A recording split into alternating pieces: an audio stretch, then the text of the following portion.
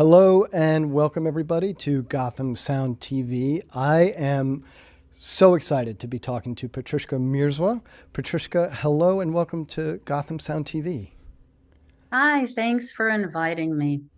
You are in Los Angeles I am. and we are in New York, so we're doing this over Zoom, but I just wanted to have a conversation with you. Obviously, you have a new book out, which I've only gotten through half of it. This is a kind of custom copy, Beneath the Boom Pole. I got this printed at Kinko's. At Kinko's, it's very, yeah, there I'll you go. send you one. Thank you. This is my custom copy. It's a proof, so not for resale. I'm Nice. still waiting for mine. Ironic. I have to say, so first of all, I'm a huge fan of Behind the Sound Cart, and I'm a huge Thank fan of Beneath the Boom Pole. I've only gotten through the first half, and I'm blown away. And not just me, but I shared it with my older son who's getting into the business, and I'm talking Behind the Sound Cart now, and he said every day he says it's helped him. In fact, right before we started our conversation, he called. And I said, "Hey, I'm talking to the author of Behind the Sound Cart. Anything you want me to say?" And he said, "Yes, thank you." I really, I think that the film sound community and those that work with the film sound community owe you a huge thank you as well, because I think that you have really done a great service for us. I want to get into it. I just, I think the one helpful way to sort of start the conversation, I think, at least Beneath the Boom Pole, is Mhm. it's a book about booming, but I think it's important to know that it is. How many chapters is it? It is I think it's 27. Now you have me going back to it. 27 chapters. There is one solid chapter that shows booming technique. The other chapters are how to have what I think is how to have a boom career. How do you? Technique is a small part of it. Mm-hmm. That's true for anyone's job. Learning how to use your materials is fairly straightforward, but how you use them, when you use them, what other things do you use besides the gear, is huge. And that's why the book is as thick as it is, because I go into, with Behind the Sound Card, it was pretty linear. Here's how you run through a production. Here's the first work call. Here's your final wrap and what happens in a pretty logical way. But boom operating is not that. And I couldn't start at the beginning of a show because it really happens in the moment. In that filmmaking, there's production, post-production, pre-production, but those moments on the set is when you're doing so many things at the same time. So I split it into facets: mental, physical, technical, social, political.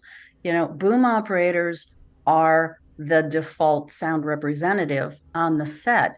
And that's where you've got that moment by moment interaction with the principals, the director, the camera people, the actors. And if you just come to the set knowing the gear and how to use it, you're going to be left behind very quickly and not understand what happens. So Can you? there's a lot of everything else along with long-term career advice. Absolutely. And I wonder, let's start for those that may be new to this channel or new to the idea of booming or think, oh, it's just holding a pole.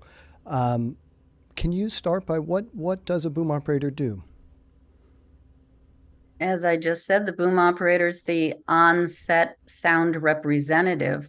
So yes, holding a boom. In a perfect world, being part of that crew that watches a rehearsal, understands where the actors and the camera are going to be moving, how far the actor and action are going to be going, and figures out the actual plan of attack for how to capture the sound in that scene or that piece of coverage. So it in my mind, a boom operator is really the very first sound designer. They are choosing the type of microphones, the number of microphones, where they're going to be placed, how they're going to be placed. Do you have multiple boom operators? Is it a plant? Is it rigs on the actors? There's a lot of strategizing that goes on, a lot of understanding what's important to the director and to the camera, whether you want to work with that or you want to be a counterpoint sonically for that, and then sharing that with the mixer who has ideas as well, and then you include the utility or any other departments that you need to collaborate with. Yeah, no. That's essentially it, but it's Well, deep it's all at once. simple. No, it's definitely very, very simple, and like deceptively simple when you say it in words, and in practice, it's enormously complex, obviously, because the physical holding of the pole, which is, I think, the popular view of what a boom op does, is a small part of it. I'll give you one example from my personal experience, which is a boom operator that I worked with collaboratively for years. Was a director, and he said, when I'm boom operating, I'm literally between the director and the actors, and I in real time can hear how a film is put together and watch it put together. And so I think that that's also like a very exciting part of booming. It is. You're right there. I came from costuming and from theater. And when I started working in film, that was one thing that I really missed, was being in that creative hub of activity and understanding. And I tell students when I'm teaching at university that if you want to be a director, going into sound is probably one of the smartest things you can do, because I have listened to, directing by Martin Scorsese, Quentin Tarantino, Bob Altman, James Gray, Robert Rodriguez. They all have different styles. They all speak with their actors in different ways. You hear what actors need from directors. You have the incredible luxury of watching someone direct without having all of that pointed at you and you needing to be the director and have all the answers. And so book 4 is for directors. I've learned a lot in the course of doing my job. And I think that's a good segue into what is your experience in the business. You started as a costumer. How did you make the transition from costumer into sound? I actually won a minor design award for fashion design, which I was studying thinking I was going back into costuming, and not living in California at the time. And so I came out for my education and I answered an ad on the bulletin board: work on a major motion picture, and a word that I didn't know, deferred. And it was an interesting experience. It was Michelle Pfeiffer's first movie, and there were some notable personalities on it. And I decided to stay in Los Angeles after my schooling, but I didn't know filmmaking. And I worked on some smaller productions and picked that up. And I really wanted to be where the action was. And being in a costume, room, sewing or doing alterations was not for me. And that's when I happened upon Mark Ulano. And I had gone to everyone on a set when I had time. It was a very easy costuming show. And I asked everybody what they did. And for a short time, I was a second AC, but I imagined that would be incredibly competitive. And Mark is such a good teacher that it was logical, and I'm logical. And I just took advantage of opportunities that presented themselves and kept an open mind, which is, I think everybody has their own story about how they get into it. I never went to film school. Mm-hmm. First of all, I want to remind people that we're live, so please ask your questions. I'm looking at a screen that would have that will show me your questions, and I will ask Patrushka. And I want to talk about those early experiences a little bit. So you mentioned Michelle Pfeiffer's first working on her first film. Tell me about what you learned in those early films and how how that might have helped as Oh you my went gosh. through your career. Yeah. Well, didn't see that one coming. I'll try and be succinct. It's a different world. Theater is much more democratic and collaborative. And in the beginning, I think film was too, in a way, with the actors. We moved freely together and would go out to dinner. It was not unusual. If I'm doing a show with Ava Gardner and Jason Robards Jr., he'd invite us all out to dinner, and the crew would go, and we'd just laugh and talk and laugh and talk. Or actors used to sit in directors' chairs with their names on them on the set. You don't really see that now. They go to their trailers. I think things are much more segmented. I used to stand right next to camera. I was part of camera. A lot of times now I'm standing next to a technocrane, so somebody is remoting. The first they see is remoting. Everybody's away from me. It's certainly different. So I learned the hierarchy. It is more even in theater. The money's different. The pressures are different. It took me a little while to learn to shoot things out of sequence. I wasn't used to that. And I think my first show was with Ray Milland, who was not a happy camper. And the first show. Also, one of the principals was a chimpanzee, and I needed to create a wardrobe for him, and I was unfamiliar with how to do that exactly. And I called up his owner and I said, well, I'd like to get some measurements, and we have to create this whole wardrobe. He needs a suit and shorts, and he needs a sailor outfit. And there were like all these things that were character points for the other lead.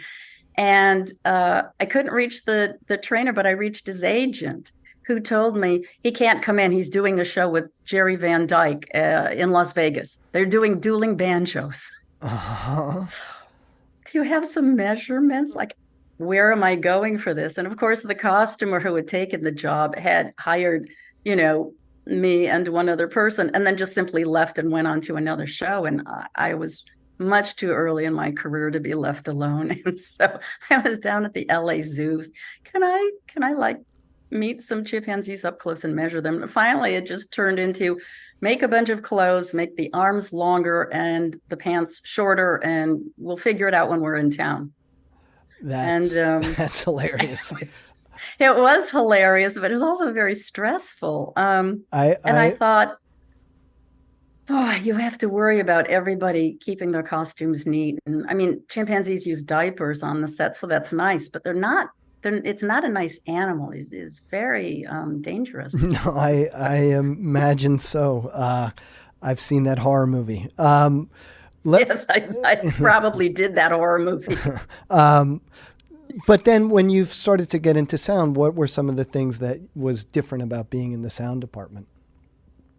Oh, it was so night and day from costuming, really. With costuming, everybody who gets dressed in the morning thinks they know your job. So I had a lot of the smaller shoots. Producers' wives were on the set having opinions about character costumes. I had actresses who wanted to bring their own wardrobe so they could get the rental money from it, whether it made sense for, the overarching theme or character or not. They like to eat lasagna sloppily. Things that you have to worry about in sound. It was, it was wonderful. First of all, no one knew what you were doing. So there was a certain amount of respect, and they leave you alone. And because I deal with Black equipment, somehow that was more adult than clothing, which is non-threatening. Technology is threatening. So I was beside myself being able to intimidate people and still smile. I do appreciate an irony in this, though, in that as sound got more and more advanced, we are now working with wardrobe. We are now So close. tighter with wardrobe than we ever have been, and dependent on them often when they do the wiring, or they're, actors, people do the wiring. It's very true. And it kind of makes me nuts. I'm going to take this off. This was something I wore at the very beginning, but we jumped right into things. Happy Tie Day to everyone. Oops, and my tie just fell down. It's Friday. For those who don't celebrate Tie Day, it's a thing we do on sets. This is my tie from Once Upon a Time in Hollywood. This was our wrap gift to everyone. And it's got text. Because we love making movies, Yolano Sound, Once Upon a Time. We like to give gifts, and on Quentin Tarantino sets, we do that quite a bit. It's kind of a big deal to see, not that we're competitive, but people work hard to present great gifts. Some crews do Hawaiian shirt days or paint everyone's toenails or fingernails. So while we're all stressing out about the financial situation and what the writers and directors are going through, and actors, I just want to remind everybody to take a breath, keep your routines, don't lose yourself. Sometimes you get so focused on being a certain kind of person during work, and when you're not, you're someone completely different or somebody who falls apart. Keep those routines, keep your emotional state stable, and practice a new skill, and stay ready to go back to work, because we don't know when that is. Yeah. So sorry, that's just my little PSA. No, I think it's so important. We have a couple of comments. Hello from Belgrade and hello from Mexico. Hello, hola. And I won't even try and pronounce, I'm sorry, your names. Nick Houston checking in, great conversation. Peter Devlin checking in. Hey, Peter. He has a very pointed question. You've worked many times with the DP, Robert Richardson. With that level of familiarity, can you outline how that relationship can be helpful when you approach your work on set? And remember, yes, we can show any clips. I don't know if there's a I don't know if I have a Once Upon a Time clip. I don't see it. I'm not sure we have one there, but I think the principles are the same for whoever you're working with, whether it's the first time or the fifth time. Certainly, you want to do your research. And in the beginning of working with somebody, research the principles, watch their movies, especially DOPs. Do you see any patterns? Watch their lighting. I remember seeing, was it two-seaters? Something seaters, when I was just getting to understand that I'd be working with Bob, and it was gorgeous. The lighting was stunning. You just start watching how they work, try and imagine that, read interviews with them if you can't get what you need from watching their work. The same with the directors and major actors. What are some of the things that you're watching for when you're watching a DP's work? What sort of piques your interest? Harsh lighting, soft lighting. Back in the old days when we used to pay attention to close-ups, you'd look at eye lights, rim lights. You just kind of freeze a frame and stop and imagine where the light is coming from.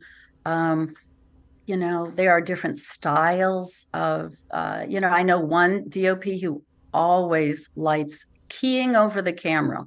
It's something that he started back in the 80s when I worked with him. And like many positions, if you don't work with other people in that classification, you kind of only advance when you have figured something out. And a lot of times you stay with what has worked for you in the past. So it's that question about, is it better to have a sound team who knows each other and is long term, so you don't have to think too much, everybody just knows how you're going to approach something?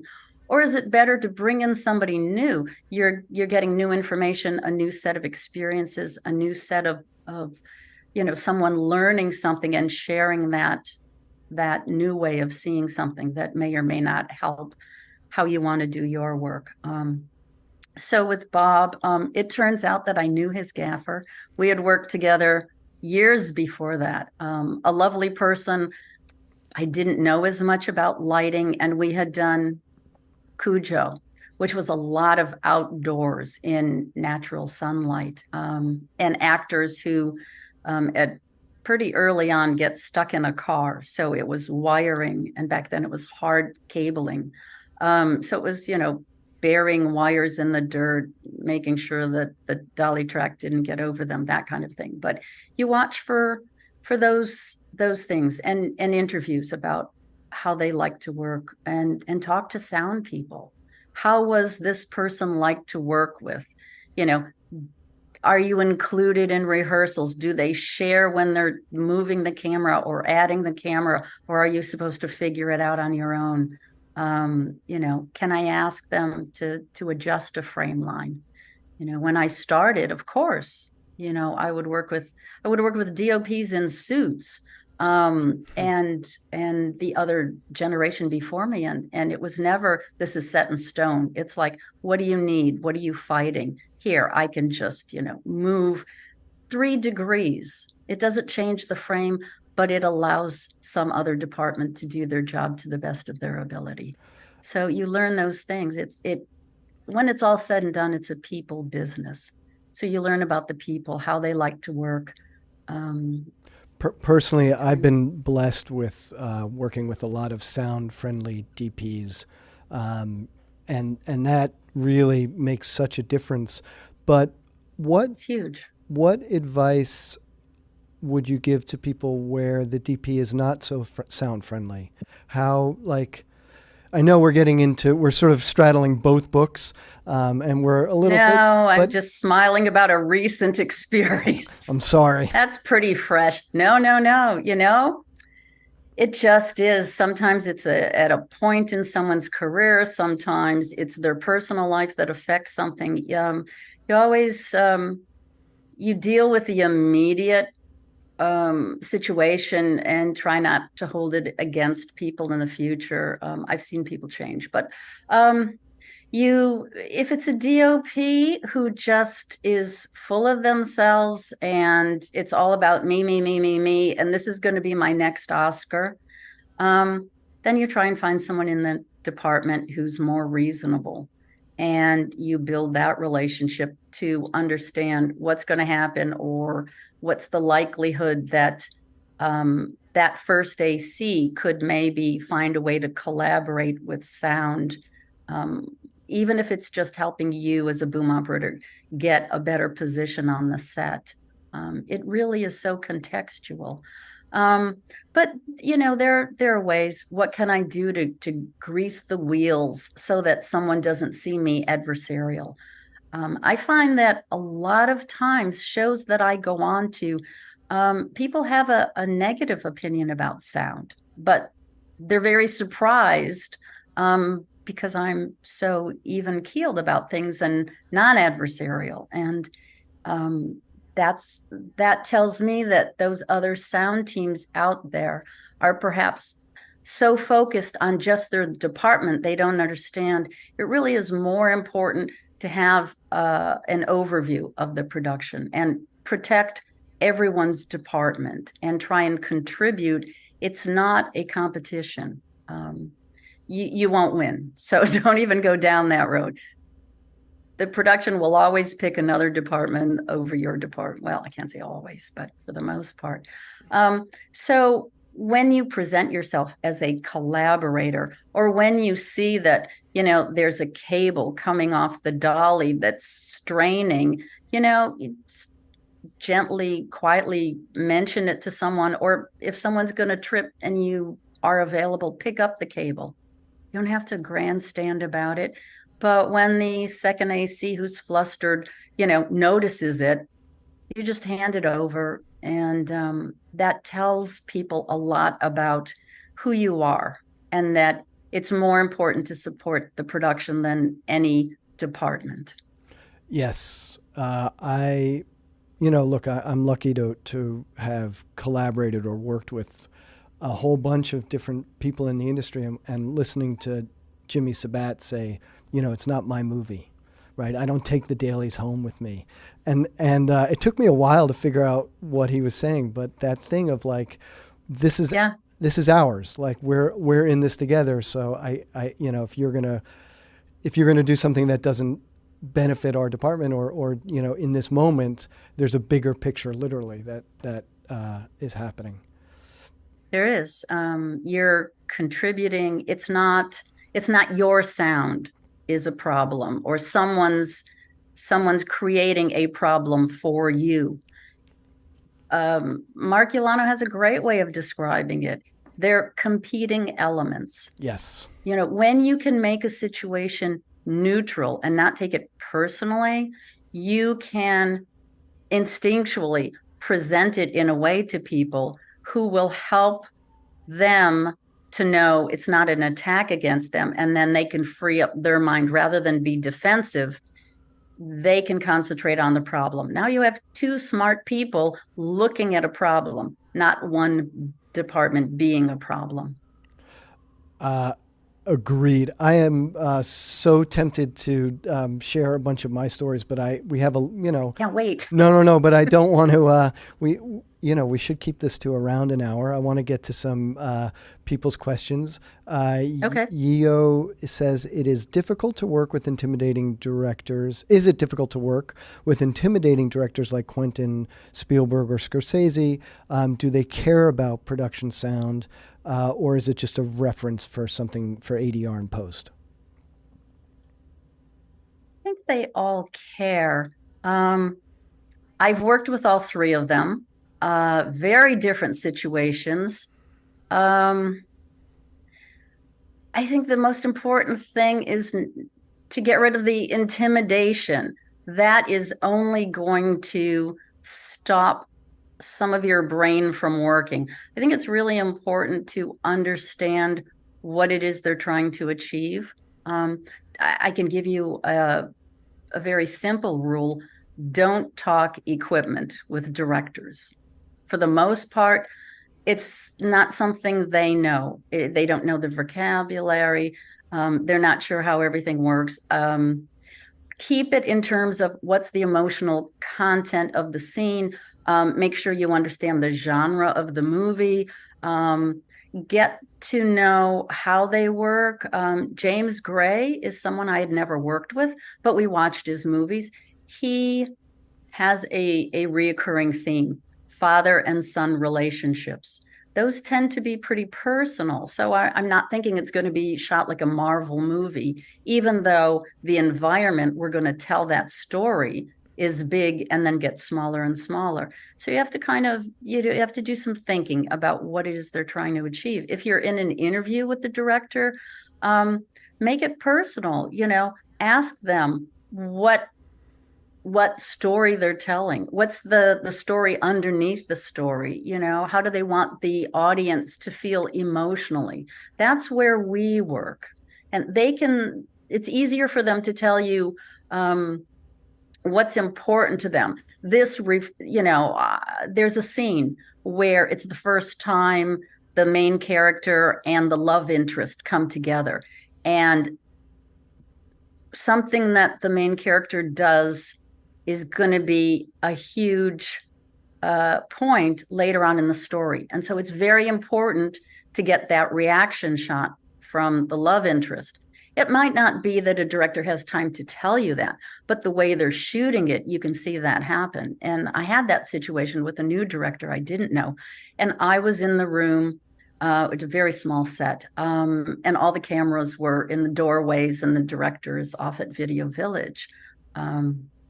Making a big movie, but watching it on a little screen, and couldn't see the actors' facial expressions and what was going on in their minds behind that. And I actually went to protocol says, go to the mixer unless you have that relationship with the director. So I went to the mixer and I said, the director is missing this very important reaction shot that's going to play so strongly throughout this show. And he felt the same way. And he went to the director, and we ended up, she said, moving on. And after Mark talked to her, she said, we're going to do another shot. The camera people looked at me because I had said on the set, okay, the AD said, we're going to move on. And under my breath, I said, I don't think so. And then, they saw that come down. It's not an ego thing. It's, first of all, it just came out of my mouth. But secondly, it told the camera people, I'm not just holding a stick. I'm invested in paying attention to the movie and being at the right place at the right time. And I know the difference between just being there to get a paycheck and contributing. We all have that potential to contribute beyond what our jobs are. And I encourage all the sound people to take advantage of that. It's an amazing story because it's also something that is you uniquely were able to see it. I imagine even the DP who was off set, on a monitor, couldn't see what you saw. Didn't see it. The director had multiple producers there at Video Village. Plus, how can you shoot a movie, you don't see the actors? That is one thing that's really different about Quentin. And I have to say he's completely unintimidating. Although I'm sure I was intimidated when I first met him. I don't remember. But he just makes everybody so comfortable. And you'll hear that in actor interviews. Why would anybody in the world jump at the chance to work with Quentin Tarantino? You can talk to any A-list actor because he's so welcoming. He understands, what to do with actors. He wants to have fun. It's what we all want to do when we're in the arts. We want to make art. We want to feel like we're in a protected environment to really show all sides of ourselves, let our hair down and get down to real truths about humanity. And Quentin is right there. And the same with all the crew. We have the opportunity to make suggestions about shots or something that will be better. And Quentin has no ego about that. As long as it's serving the movie, if it makes this movie better, great. If it's a great idea, but for some reason he doesn't think that works, all good. Yeah. No, you feel very safe. There's also something else that resonates with me about what you're saying, which is it is all about the story. And I think that as sound people, well, and especially like I'm a tech head, I can really get into the gear. But the moments where I personally got jobs that I wasn't qualified for was because I could talk to the director about story. And I think the same thing holds true, not just for people that are coming from a technical position into sound, but also people coming from music that are getting into production sound. And I think I heard Mark talk about this, where, sure. It's, what is the common language with the director? It's not a radio mic. It's not how many tracks you're going to use. It's not the frequency. No, it's what is the point of this scene? I want to sonically be there. We can do a lot. They may not understand. Choosing a microphone can add a whole element of warmth or dissonance to someone's voice. You can play with those kinds of things. It was very obvious back during the Corman years. We were doing those space movies or monster movies. Roger Corman, amazing low budget producer. Yeah. Lots of people got their start. Yes. Graduate film school. Yes. It was wonderful.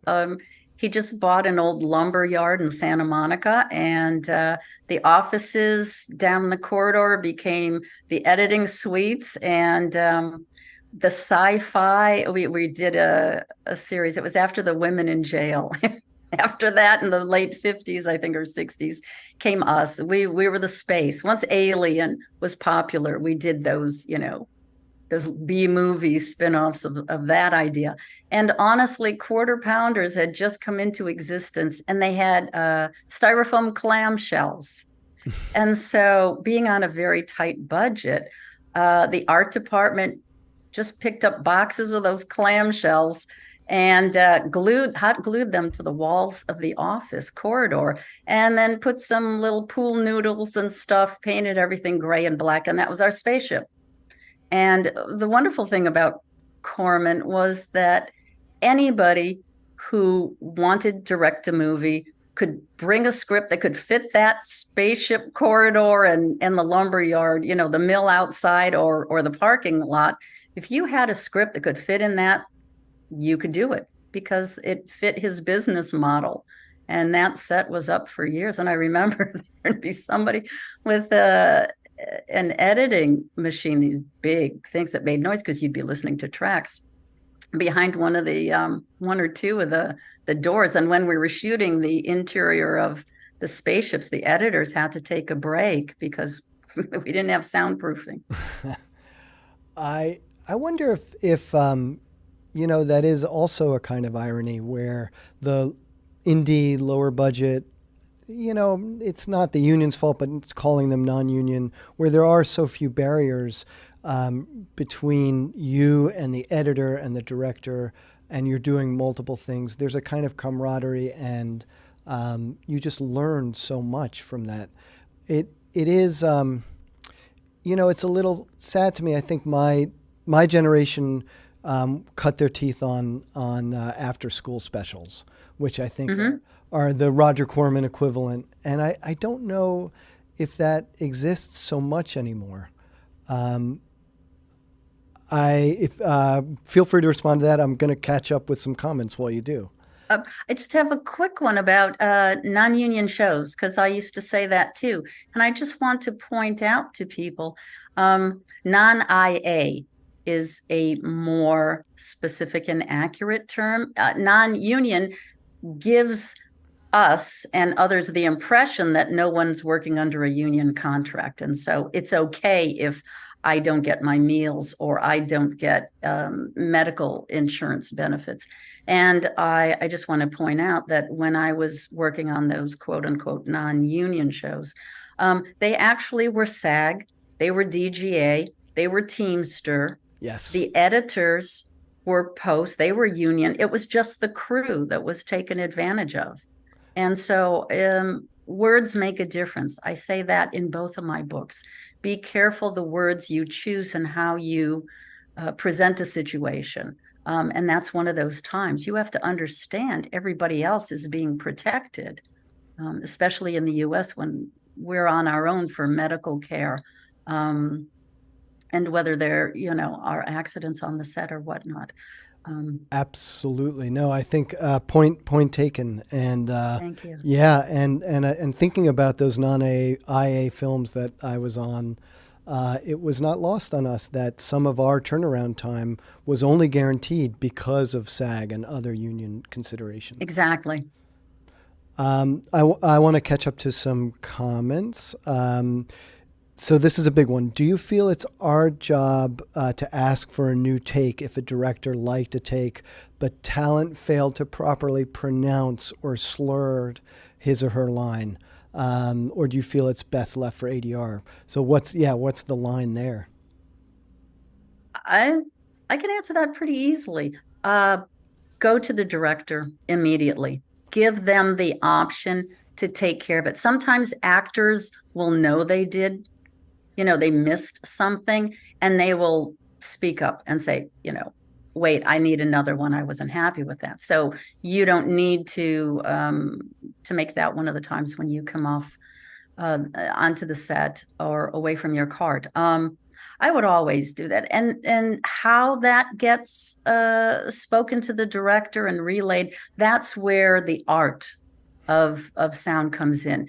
You know, does the mixer step away from the cart? Is the mixer on the set, off the set?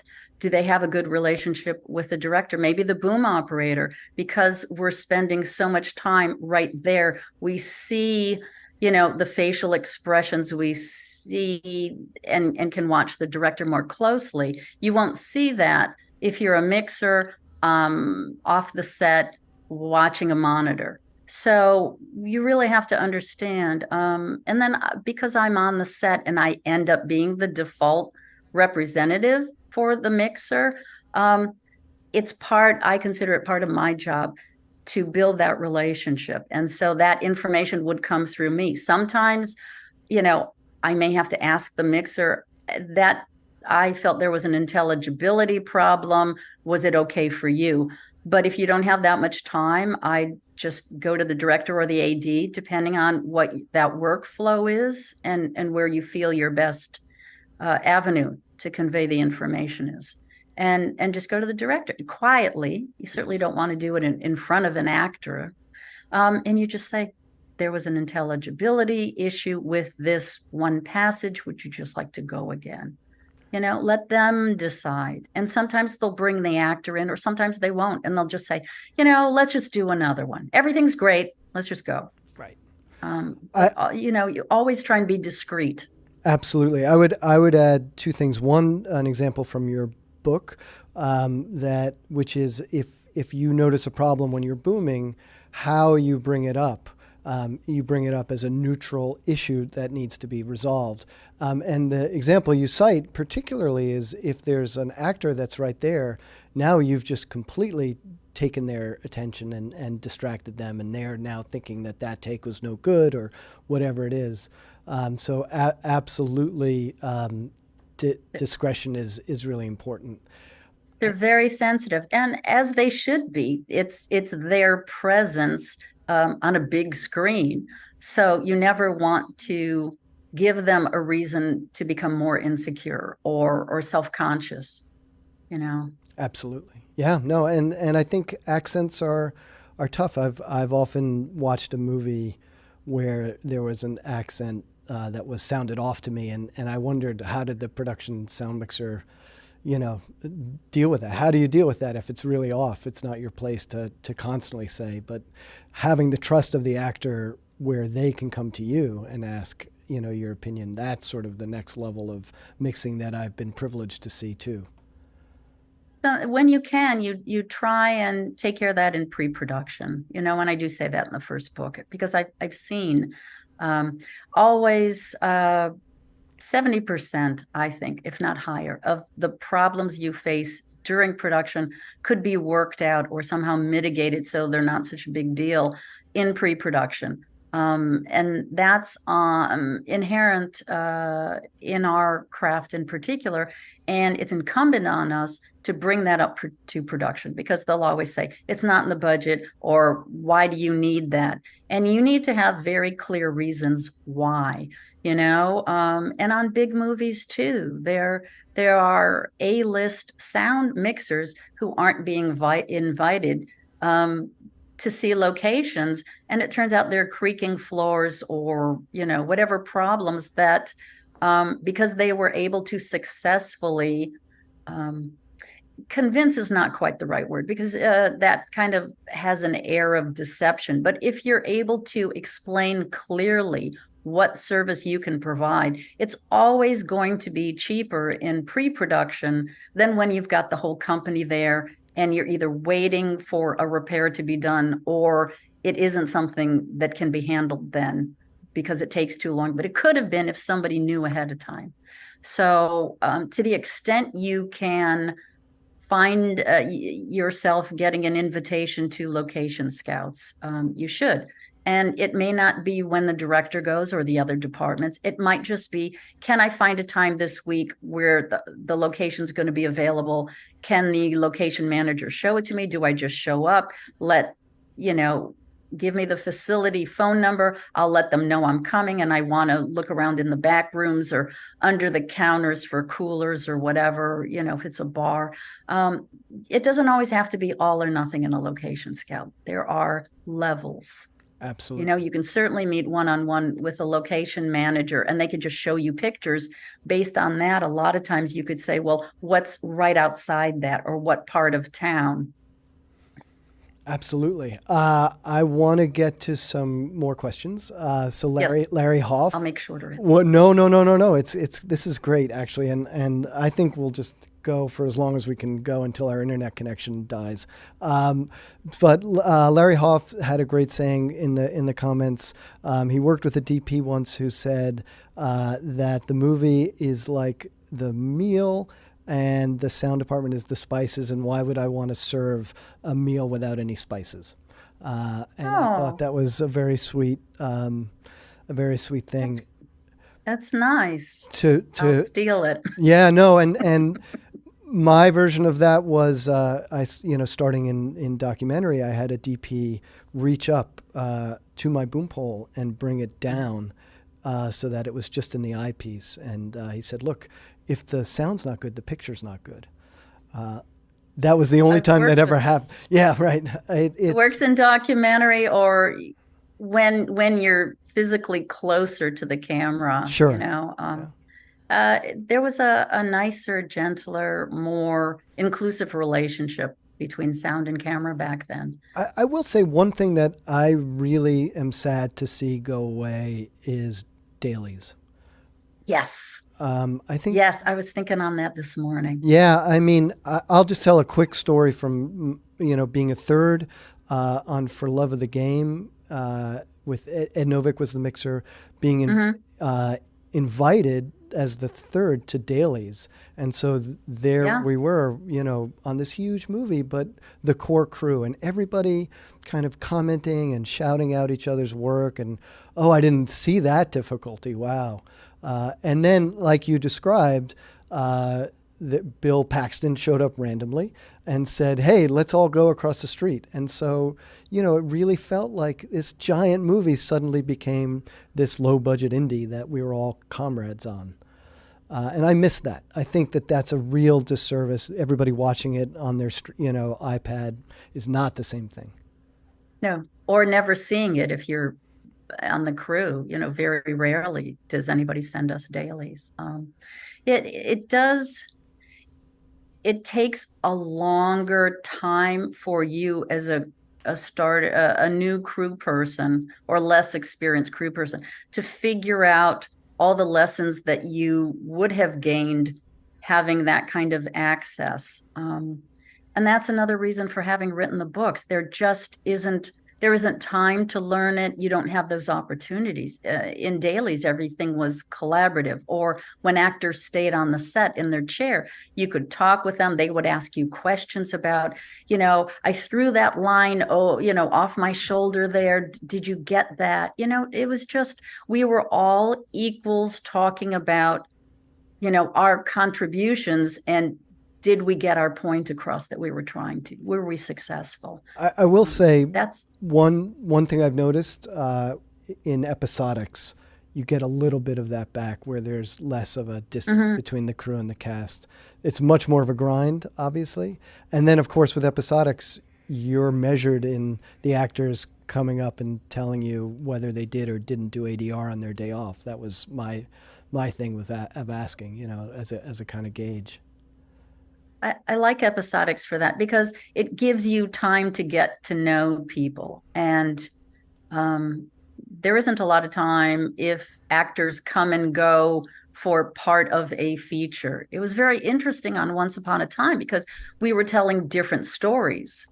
Margot was always in one world. Roman and Sharon Tate were their world. Brad and Leo made their own movie. I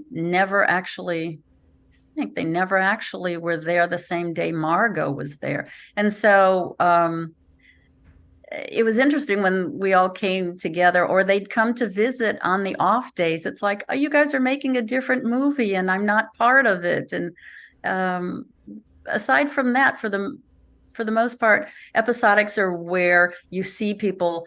It's and I say it kind of like a factory job, and I don't mean that necessarily in a negative way. A lot of thinking happens in the beginning episodes when you've got standing sets, and it doesn't matter what the director is going to come in or who the director is. You're really only going to be able to do them 5 different ways and make your day. And so once you look at a set, you see a scene, plan C. Everybody knows what to do, and that frees you up mentally to kind of just get to know the people. And it's a nice atmosphere. Absolutely. Should we get to any clips or any stills? Yeah, let's can we do the Big Easy? I thought that might be fun for people because there aren't really a lot of fabulous shots of me booming. It was at a time when I have Polaroids. This one I took from the Big Easy. I thought I could be in it without being the center of things, and we boomed with an 816. And it's a fun movie with a lot of music, and so Which I pulled the scene. which I'm sorry, which The Big Easy.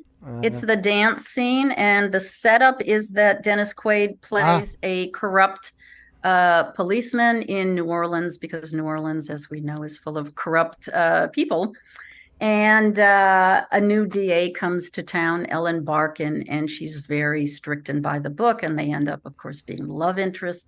And she helps Dennis Quaid's character understand that a little bit of wrongdoing here and there really has turned his character into someone who's gone too far without him noticing it.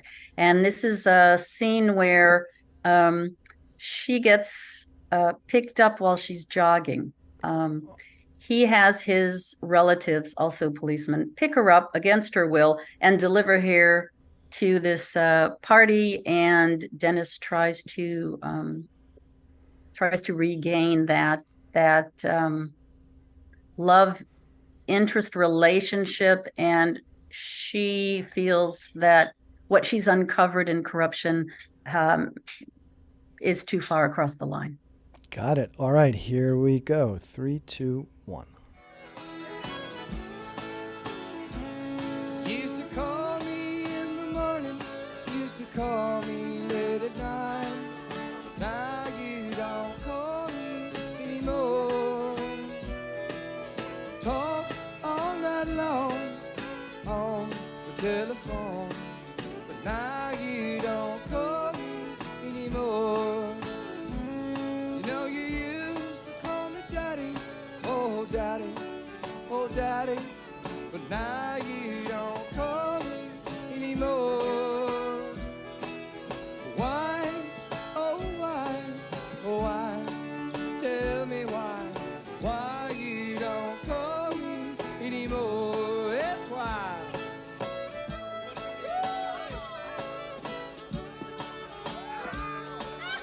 Et toi, viens-moi, danse avec moi. Dance with me, come on, dance with me. No, Oh, come on, I got a hell of a rug, you know.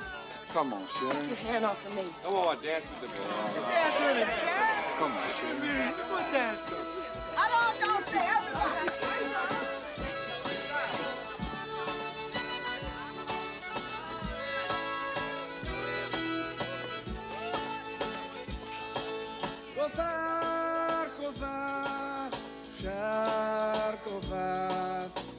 We can stop at any time.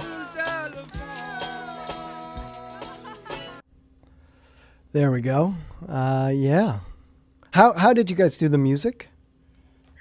It was a great opportunity. It was pretty early in our career, and the production company knew they wanted to do an album released with this. So we had brought in a 24-track mobile team. This was shot back in, I think, 84. And we shot it in New Orleans, knowing that we were involved from the very beginning with music. And we had the great opportunity to be at a Neville Brothers concert back at the height of their clubbing. We did some of that in pre-production to just kind of get an idea. And at one time, they might have been in the movie. So when Dennis is singing, it's always live. He's a musician and a singer. And so that was very important for them. And we have a number of music scenes in the show. And as it turned out, 2 different 24-track teams, depending on, the production schedule and who was available when. And then we had, for that particular scene, the microphones were all practical. The mobile people, music people were just behind the camera. And we had earwigs, and we ran a loop back then, an induction loop. Under the stage, and that worked really well. So Dennis singing live. When he leaves, we dump the music, and the other musicians are still miming in time, and then I'm on the 816 just off the porch to bring Dennis into the dancing. And we weren't using wires back then, I don't believe. So all that booming in the dance was me. How you break a scene down like that as being a part of the sound team, I think is so interesting. I remember, just personally when I first started, I wanted everything in isolation. And of course, for an actor, that's not the best way to kind of ramp up. And so I really had to learn that lesson. How did you guys approach that in terms of like extras reacting and getting Dennis to, the energy that he needed to be at? Dennis' energy was not a problem. He was right there. He was all in. He's just he was one of those joyous people. He hung with the crew. Anything for it. He was having a good time. I sensed a great sense of comfort and ease with him. The extras, of course, were all locals, and we had a good first AD who knew how to direct them and explain the process. I think that's another area where people have job classifications have really kind of fallen, is with first ADs, and I think what I'm talking about, Peter. Back when I started, they were serious air traffic controllers. They saw the big picture. They knew what everybody's job did, when it should happen, and how long they were going to need. And they were so precise about bringing everybody in efficiently. I don't see that so much now. I worked with a first AD who the director loves, who absolutely doesn't understand anybody's job, including his own. And on more than one occasion, I was told, get off the set. There's gonna, everybody clear the set. I walk away and then I hear pictures up and everybody's in place. I'm like, there's actually a little chant, don't listen to Bill. And everybody laughs about it, but it's unnerving when you're expecting to have that kind of direction by someone who's managing the set. And it's harder to find somebody who knows how to manage it. Yeah, I think that's right. I mean, I think that the first AD, the DP, those two, and the director, obviously, if they're not on your side, but that first AD, they are the nexus of everything. And if they're not your ally, or they're incapable of being anybody's ally, it's such a drag. I think I'm so thankful I've been blessed. Yeah.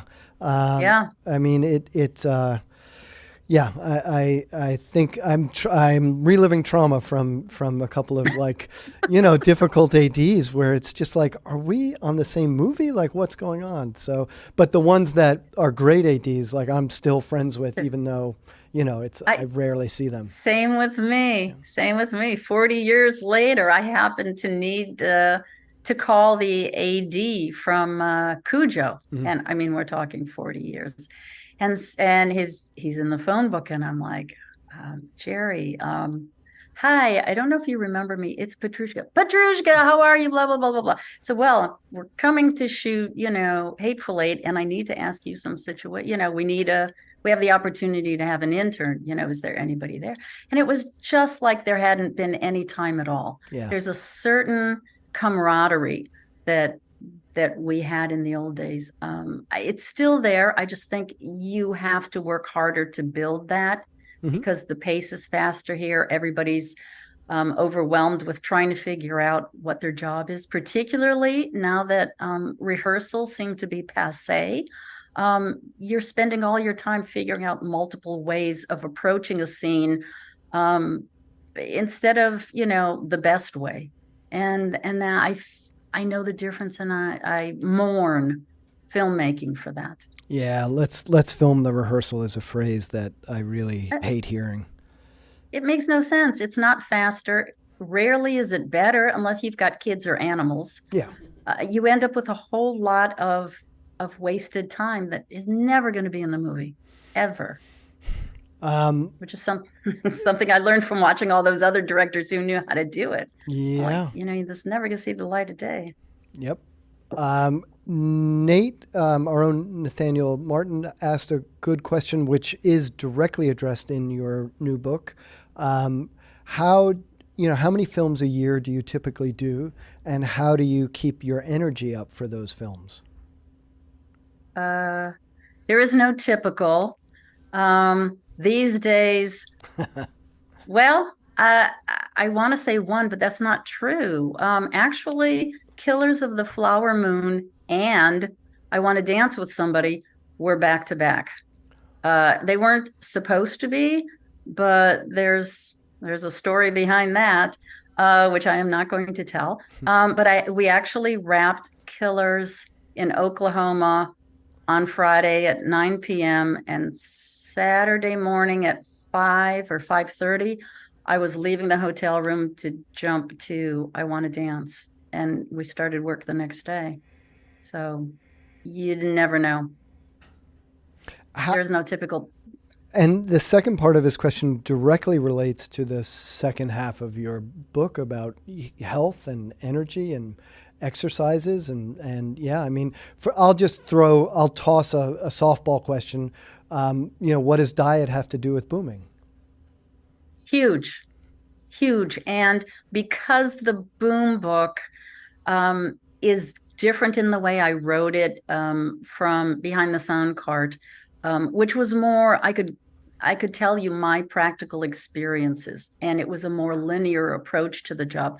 Boom operating, I divided the book by chapters of facet. So there's a whole lot on health. And because I did a lot of research, I worked with personal trainers. I worked with physical therapists who understand sound and got very specific about what can we do on the set, what can we do off the set, certain exercises, certain things to pay attention to. And I would find, yes, I'm always working when I'm booming, but the way I stand makes a difference, or I can't stand still in one place. There's a chapter on exercises you can do on the set, mostly geared towards boom operators, certain stretches, but also if you're at a mixing cart. I learned that an average human head is about 10 pounds, like a bowling ball. And for every 1 inch that you're craning forward as you hunch over a mixing panel or your bag, you're doubling the weight on your neck. And that's why you end up with so many neck problems. If I had to give you one tip, I would say whatever position you're in when you're booming or working on a shot, do the opposite when you cut. If you find yourself needing to look forward around your leading arm, when they cut, do the opposite. Bring your chin back, bring your arms down, recenter yourself. Because if you don't, you're going to have that repetitive motion of putting yourself in a stress position for your body. Without that counterbalance, you're going to end up straining something. Absolutely. That counter pose is so important. I'm taking a 90-minute workshop this Saturday on how to not strain your neck. Basically, exercises that are designed to counter this. We all look down at our cell phones, and this particular. Put them at eye. Sorry, not to interrupt, but it's a very quick fix. Stop looking down at your phone. Put it up where your eyes are. This particular instructor says that there's a change in human physiology because of an entire generation and decades of people looking down. It's real. Yeah. So I love that advice. It's great advice. So we have a question. How do you deal with the burnout effect, where you end up jumping from project to project right away, and end up carrying the energy, mostly negative? I don't know if that's true, from one project to another. So how do you keep your spiritual energy up? Don't get to that place. Learn about yourself and what triggers will upset you or really bring on that huge stress. I have learned that my meals have to be, let's just say I have to have meals and I need to be able to get to a bathroom. I mean, I haven't heard any comments yet. When you see in my book that I talk about pee funnels, this is huge for women, and I never knew about them. But guys can just go off set, look at a bush, 20 seconds later, they're back working, and I could never do that. I'm not saying it's a fix, and I think it's ridiculous that we don't get bathroom breaks, but I've been on shows where there really is not time for me to make it to the honey wagon, which is too far away. And I've talked to several mixers about their, urinary tract infections. People are suffering physical consequences of that. So whatever your trigger is, don't do that. If you know you've got blood sugar issues, just make sure you've either talked to craft services, you've brought something, you can put it in a cooler on your truck, whatever you need to do. I know people who carry their own ice chests, and you just fill up from craft services in the morning with ice and whatever you need to keep yourself together. So don't get to that place. And if you're in it, walk away. Walk away if you've got time between shots, or at the end of the day, do something that will help center you. Listen to music. Sometimes on the set, if it's stressful, the mixer will just pipe in something great like Zydeco, or, who's not happy listening to old Beatles, except Quentin. Quentin Tarantino doesn't like Beatles. So we can't listen, on the set, but we can listen in our headphones. Whatever will make you happy, have those things. Have pictures of your kids on your phone, whatever you need to get out of that. And don't jump ship, I think. I know people who have done that. Sometimes it works, but you get tagged early on and you won't progress because people won't trust you. Yeah, I read that in the book, and I so agree with that. If you make a commitment, you make a commitment. It's a gamble, I just wouldn't risk your career doing it, because nobody will tell you. This is a very important thing about working in film. No one will tell you if you have bad behavior or you've got, some way of handling something that is unacceptable in that social situation. I do find that very vexing, by the way. Sorry to interrupt. And you wish somebody would just point it out and rag on you. Well, no, but we, look, we certainly have counseled mixers that have been invited to leave a job, and it's very, very stressful, and it's always done with this cloak of, this is not meant to be a funny story, but it's, we could get a call for a different kind of expendables on a job. And like a salesperson will say, hey, you don't usually order this. And then what unravels is this whole sort of nightmare. And I, the frustrating thing from my perspective is exactly what you just said, that they cannot get a straight answer as to why. And I think that that's so unhelpful for people's growth. But I get it. Everybody's worried about litigation, but Absolutely. So what you have to do in that situation is ask the people who you feel you have a decent relationship with. And even if it's a one-day commercial, it's a successful strategy to get to know people personally quickly. On a short show by lunch, I know the names of everybody I need to deal with.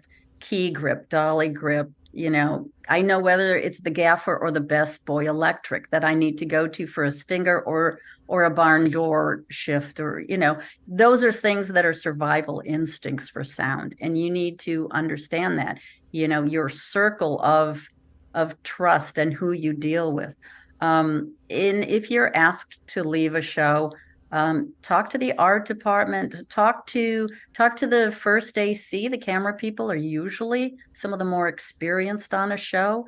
The script supervisor, who's next to the director and will hear what the actors say, the directors, and probably the producers as well. So think strategically and know that it's a learning lesson. Try and keep your wits about you. And then when you're talking to that person, don't gripe. Try and be very adult when your feelings are damaged and somebody's telling you something unkind about yourself or how you work, or that you lost your temper once and that was enough because whatever other factors came into play. Just say, thank you. I really appreciate it. Hope to work with you in the future, and hang up. Don't badmouth anybody, because right in that moment when you're hurt and vulnerable is when people are going to still be assessing who you are under pressure. That is very heavy and good advice. Isn't it? Yeah. It takes a long time. I tell you, if somebody doesn't say that to you, it takes a long time to figure that out. And 53 years and counting for me, but yes. All right, so I want to get to some other comments and questions. So a couple of book-related questions, which seems appropriate. One, is there an ebook version that's going to be available? there will be an ebook version of Beneath the Boom Pole. There's one of Behind the Sound Cart right now. I have to go through some additional steps to have that ready. It's in the works. Yes. Excellent. And Larry Hoff says he'd like to order books for teaching.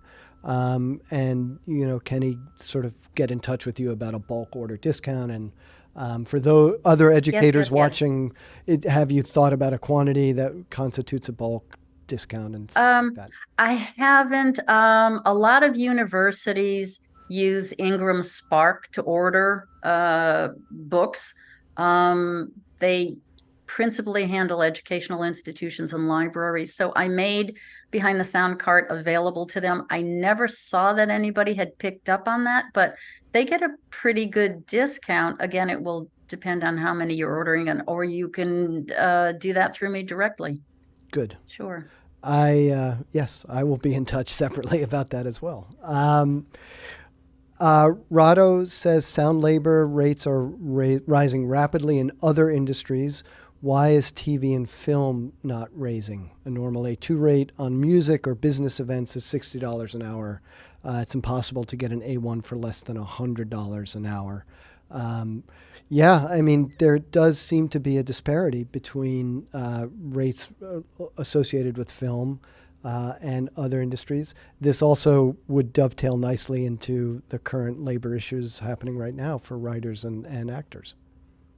That's pretty heavy for me to speak to, and it's a big subject. I am not an authority by any means. I think it has to start with our own self-worth, and that a lot of production people these days don't know what it takes. They don't know what our job is. They're not taught what our job is. They don't care. Particularly during COVID, there was that slowdown for everyone. And when we came back, everybody came back fast and furiously around the world. Tons of people were promoted to jobs they weren't qualified for, everywhere from production managing and associate producing or whatever version of producing to accounting. Second and third accountants were promoted to being in the head accounting department for that show. And there were stories of checks not being written or delivered on time. There were problems all the way down. You just don't stop for production problems, primarily because most crews are experienced enough that we can move a movie forward in spite of the production or in spite of a director. Of course, it's very particular to that project. But I think that's part of it. Sound people apologize a lot. They don't understand their worth. DPs, camera people made the smart move years ago. They used to be the senior crew person on a set and would speak for people, which sound and other departments like makeup, hair appreciated because they had some clout. Now they've crossed the line over to be, I don't know if they're above the line or on the line, but they certainly are getting paychecks that credit them with their creative contribution. Sound hasn't been able to do that, and I'm not sure all the reasons why, but we need to have a percentage of education in everything we say and do. 100%. And I think, along with saying, look, we're a collaborative part of the project, comes a collaborative salary, so that, you don't get scale if you've been in the business and you come with 30 years experience. I've seen cases of mixers, as I'm sure you have, who are Academy Award winners, arguing that they should get above scale. And it seems insane to me, to Rado's point and to your point. The other thing that I would add to that is that I do think it is about self-esteem. One thing that I remember very vividly in Behind the Sound Card is if something goes wrong, you avoid that instinct of saying, I'm sorry. If you're in somebody's way, you avoid that, I'm so sorry. Instead, you advocate for saying almost anything else, but yeah. But practice ahead of time, right. Yes, make it seem that it's in the moment, but have your dialogue rehearsed so that you don't make a faux pas or a mistake. I mean, if you bump into somebody, that's one thing, but just that. I mean, I grew up in Catholic school where you had to pretty much apologize for being a woman and then apologize for your life. That was a very interesting time, but we just tend to, and sometimes you say it even though you don't really mean it, but it's something because there's an awkward moment. Resist that. Absolutely. And tying back into you talking about DPs, that is one technique that I have used personally and others use successfully. When a production tries to cut your number of man days, person days, you can ask, well, is there an AC for every camera? You have 4 cameras on. Do they each get a full camera team? Because that doesn't seem congruous to cutting sound department. It also gives you an idea of what to expect in production. All you have is a script, and there's 100 ways to approach it. If you don't know, and I see stories, and I've on Facebook, or people have shared stories with me. I got in over my head. They only had a budget for one person. I said yes. And then everybody else is fully crewed, every department. And I feel like an idiot. I end up looking bad because I was slow, and I'm not going to get called back from them. And it was crap money, and I'm not happy with that. 1,000%. You give the example in the book of I do. It's just you just can do this as a one-person band. They're just breathing, I think, is the example you give, and of course that turns into so much more. So much more. And I want to bring up something about supervising sound editors. They, in the recent past, have started calling themselves sound designers. It's not a union classification. It's not an Academy classification. They don't get Oscars for sound design. But by calling themselves sound designers, suddenly they seem more important, and they're doing something that's more than they were doing all the other times. Yeah, you're a production designer. I mean, it elevates you to that production designer level, the costume designer. And suddenly you're a creative person. Oh, well, creative people should get more money because they're creating something. Well, we create something.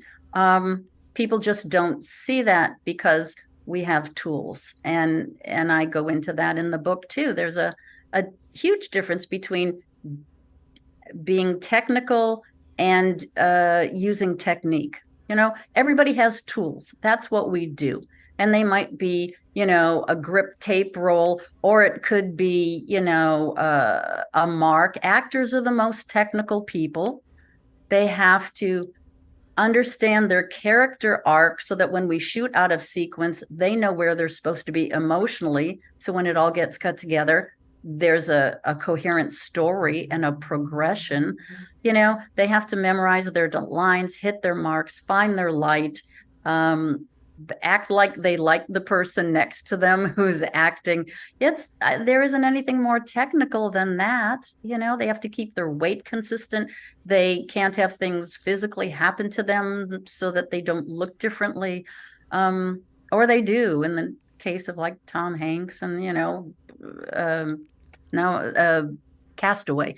I mean, they're just incredibly technical, But nobody thinks less of them because they are. Right. We appreciate them more. We bring something creative, and that's where we really need to bring that education to directors.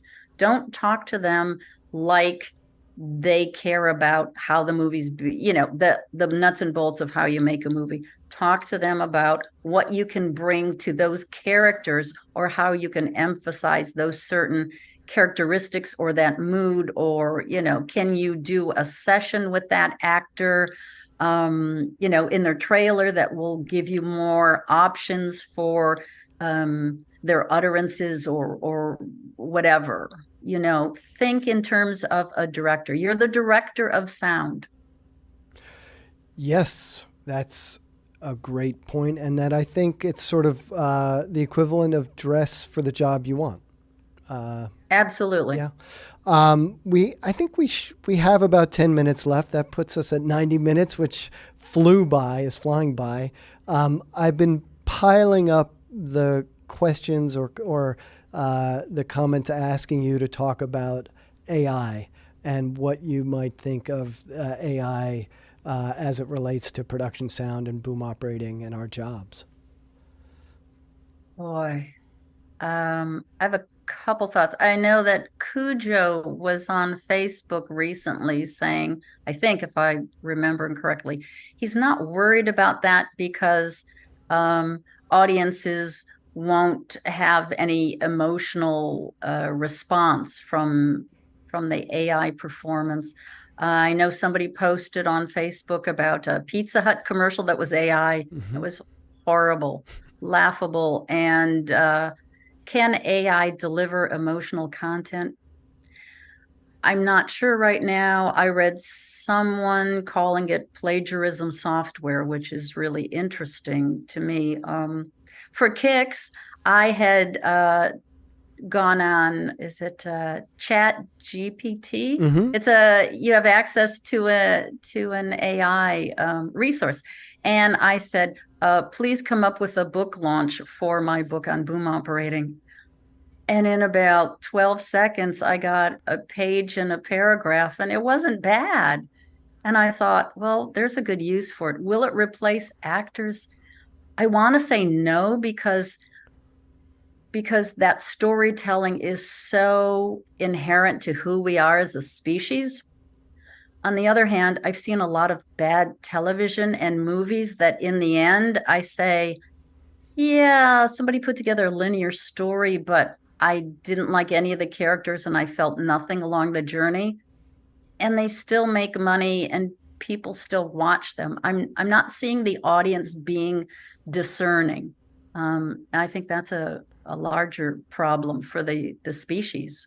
1,000%. Yeah, I think I saw. It's not a good future for us. Well, something that you said resonates with a post I saw from Scott Ferguson, who is the executive producer of Succession, and he said it can never replace the content that's made on a show like that.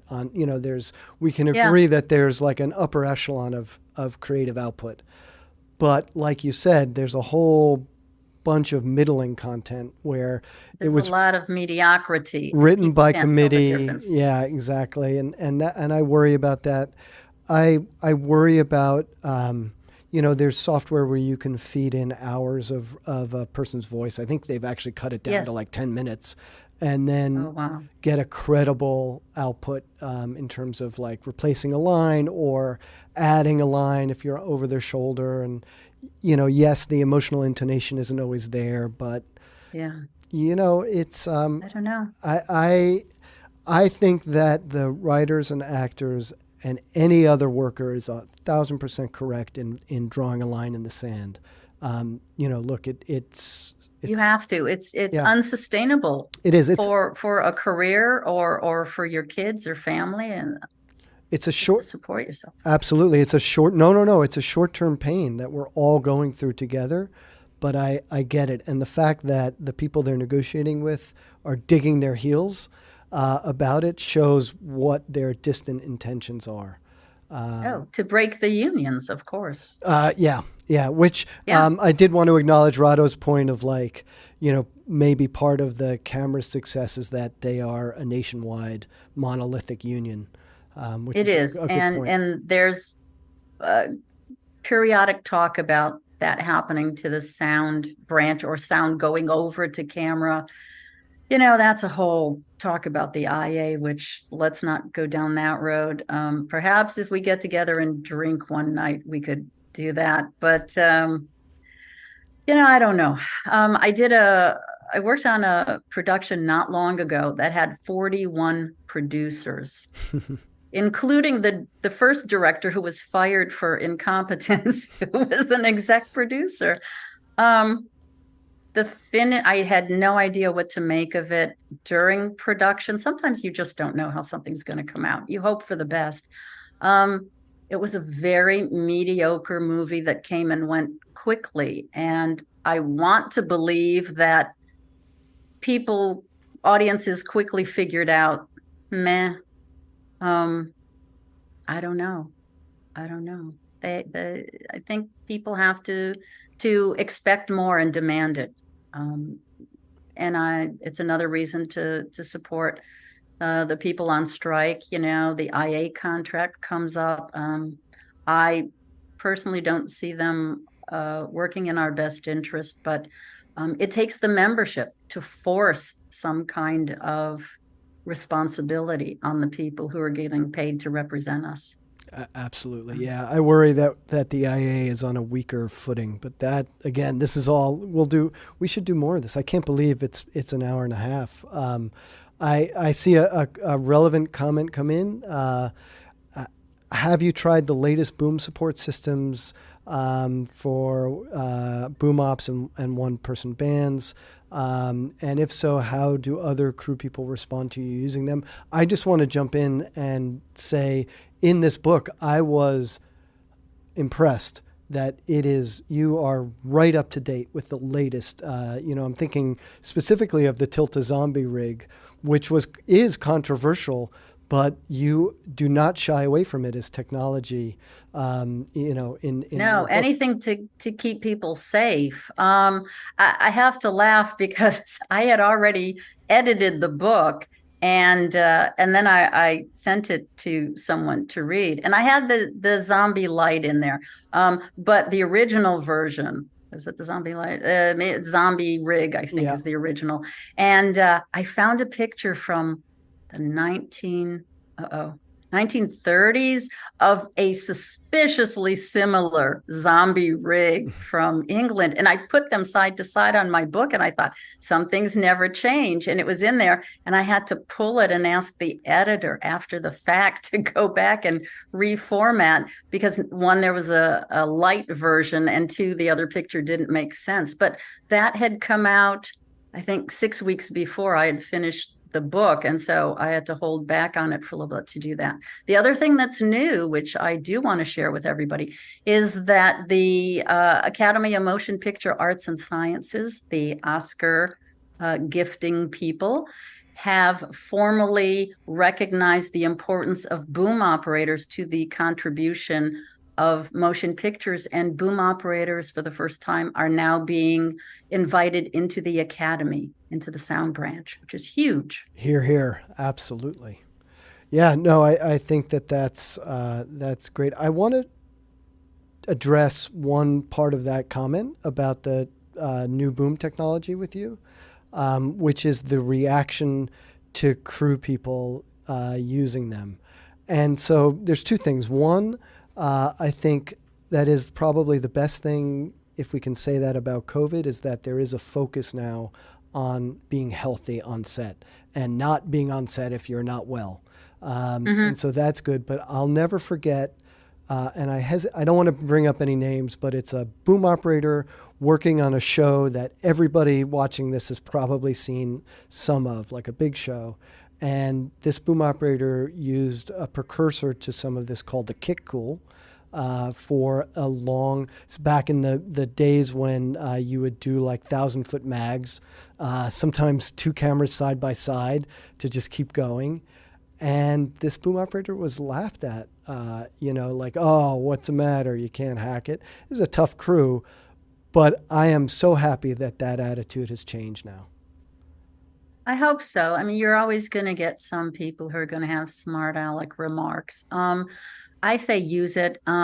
We now, and I say now, but recent past, when film cameras went away and digital came, suddenly everybody thinks it makes no difference to anybody's work to be able to go and go and go and go. I actually had a boom operator tell me they did an 82-minute take and were injured after that. Not a surprise, but people do not understand how much weight we're dealing with. And there is a chapter in my boom pole book about how much weight do we have, and I have a doctor of physics explain and give us the mathematical equation, so you have some information based on what gear you use.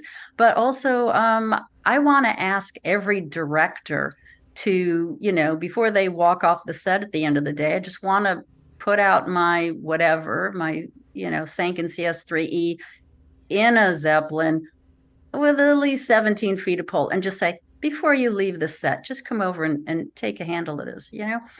It's startling to them. And I think because our poles are thin, they think it's lightweight.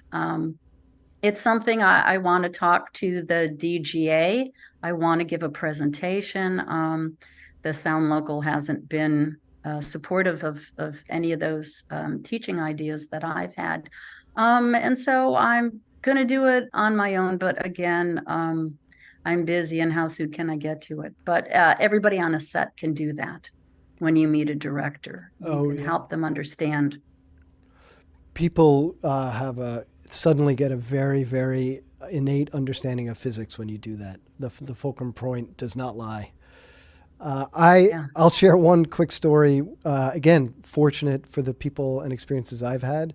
It was a documentary situation interview in a jail. It was my first time being in a jail. And I said, well, I'm going to boom the interview. And I would say about 7 minutes in, I'm probably exaggerating, it was probably shorter than that, I start shaking. And I, and I'm able to shift and make it work. But at the end of it, the director pulled me aside and he said, part of doing sound is you have to be able to do the sound.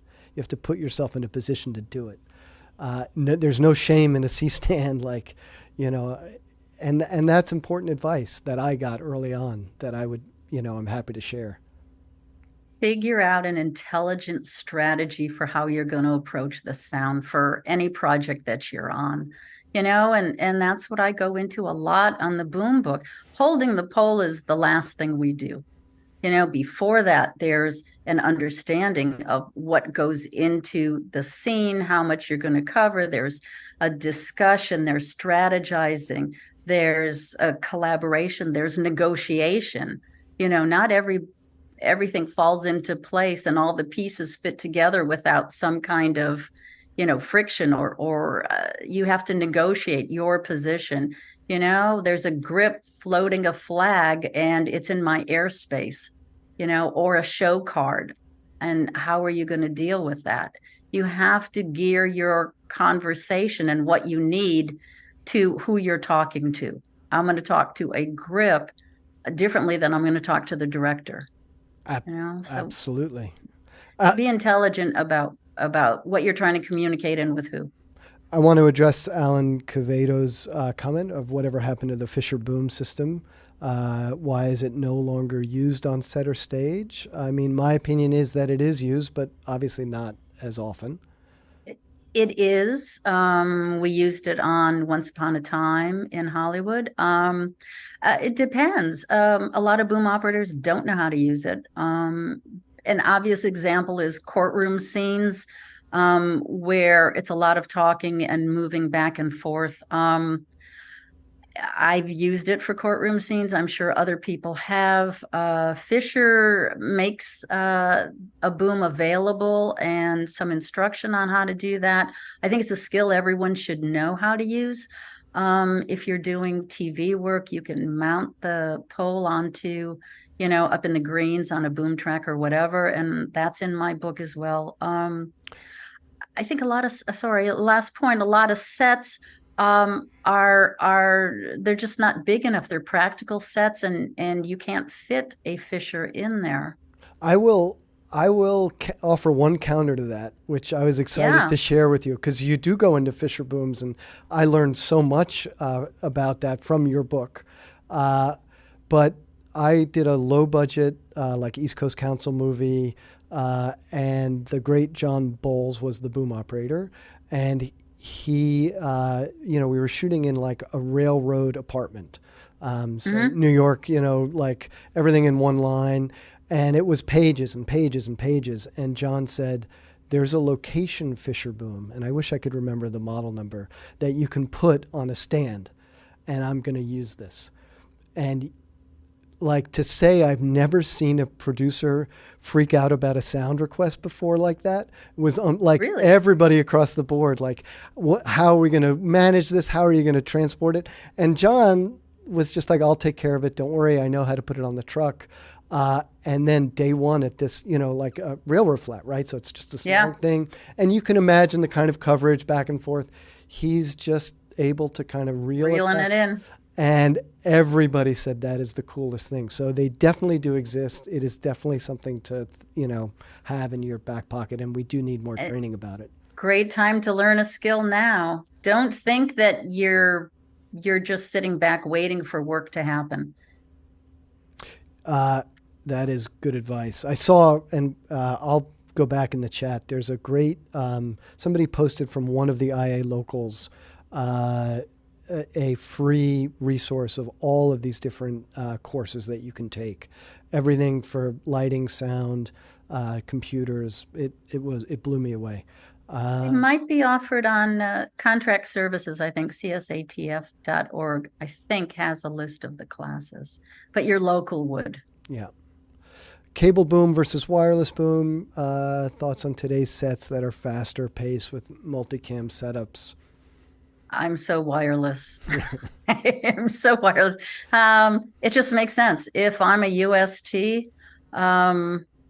I just run too much. I'm putting down a pole. I'm grabbing it at the last minute when everybody's ready, and suddenly something has changed, and now they're waiting for me. Just the inherent nature of it changing suddenly. Cables, I know how to cable. I've cabled. They just get in the way, and by the time I wrap them or twist them or have to look through them, I don't have, no, not anymore. Agreed. And it's been fun watching even the most diehard hardwired mixers say, make the transition to wireless boom. We have only a few minutes left, and you said 3 magic letters, UST, Utility Sound Technician. Or first AS, yes. Yeah. I just wanted to give a special shout out. When I was a sound utility working for Paul Kornkevich as the boom operator, that relationship, that was really the first time somebody took me aside and showed me how to boom. Now, it was trial by fire. It was like, we need you here, get those lines, and he was like really great about that. And so that is, if you're wondering, is there a path for me to learn? For me, that was a great path. Yes, 2 ways. One, if you're on a set and you need to learn quicker than just doing the shot, use your stand-ins. They're smart. They're standing right where you need to be. Practice being on mic, off mic, just to have them recite anything, their kids' names, what they had for breakfast, it doesn't matter. And just use that constant dialogue to find your microphone pattern until you know what it is. The other thing is they can make moves for you. They can tell you when you're off mic. If you have an actor who's going to throw a line off to the side, have them, practice it. 1,000%. As the utility, you're often thrown in to boom the off-camera stuff, which is a super great low-pressure way to learn that stuff as well. As long as you stay out of the actor's eye lines, and stay away from camera noise. 1,000%, yeah. Which, the other thing that hasn't come out yet that I know about, and I haven't been authorized to speak on it, there is somebody out in the world who's been working on this very exciting virtual boom operating class. Using VR technology to teach boom operators what they need to know, because there are so many factors on a set, lighting setups, dialogue moving, how many actors, camera moves, and all that. So that's very exciting, and I will be speaking with that person in the near future for some more upgrades and modifications to a program. I love that. Very exciting. Yeah, no, I can imagine the possibilities. That's very, very cool. I think we ought to wrap it up. Is there anything? Oh, wait, Joe. I have one small thing, only because we're talking so much about booms. There's a set decoration piece that we've been using as a table and your mic stand that I thought this might be a good opportunity for you to give a little shout out to what that is next to you. Sure. So we're this is Tommy Louie's boom stand. He brought it I think 3 weeks ago to the office, and he said, "I'm retiring and here." I said, "Tommy, I can help you throw it into the East River if you want." He said, No, I want you to have it." And so we are displaying it, kind of, ruining it with the coffee. But yeah, this was, it's all sort of like tucked in, but it's got the thing of the boom pole in the center, and it marks your territory, and it's got a heavy base, and it's got a handle. It's really it's very, very clever. It's brilliant. My first one was made by my UST in 1990, 91 on a TV series. And it was just a thing. I mean, up until then, you just had your boom pole on the cart, you dragged it to where you were going to stand, and you stood there with cables and everything, and somebody kind of fed you in and out. A boom stand was revolutionary, and he made mine for $25 at Home Depot. He got 2 plywood rounds and some PVC plumbing waste pipe and a couple collars, and that was it. And it was the best thing ever. It's so good. All right, so we got time for 2 more questions. How do you deal with a sound mixer who doesn't know how to do their job properly? He gives a specific example, but I'll leave it at that. That's the sort of general question is, who doesn't know how to do the job properly. Yeah. The equipment, doesn't know how to work the gear, or yes. doesn't know how to relate to this. The example he gives is doesn't know the gear, but yeah, in as a general idea, how do you, when you're the most qualified person in your department, how do you manage that? I'm on the set. I try to support the entire department. I interpret things that the mixer may or may not say, or a sound need. If the mixer doesn't understand that he should be asking for something, I will do that with the director. I will take the lead in a lot of things. It's important. I actually had a mixer who I was terribly embarrassed working with, and he had terrible set manner, unaware of his presence, and argued with above the line, below the line.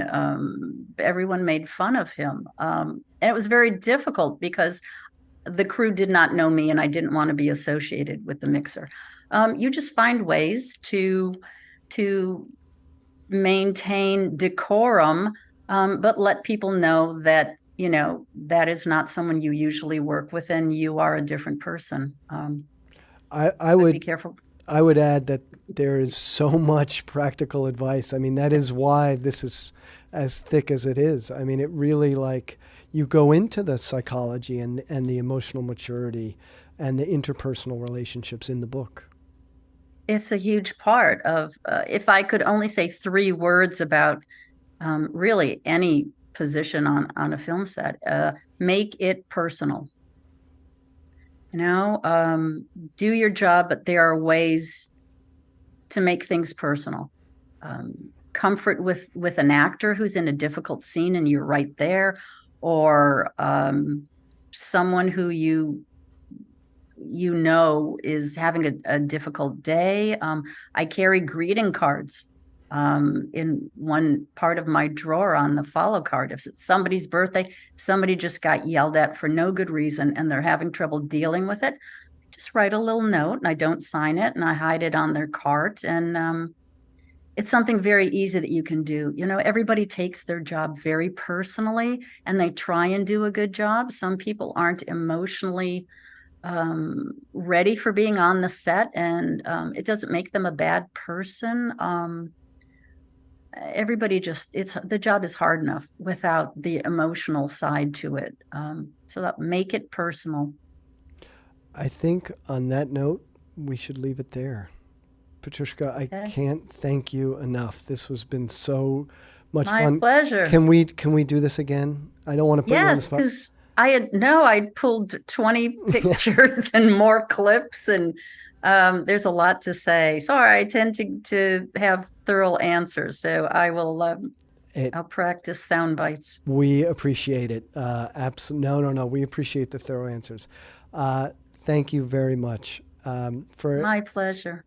Anybody, for all of you watching, please, keep the comments coming. I really do want to do this again, and thanks for watching. And you can see this and more at gothamsound.tv. Thank you, everybody.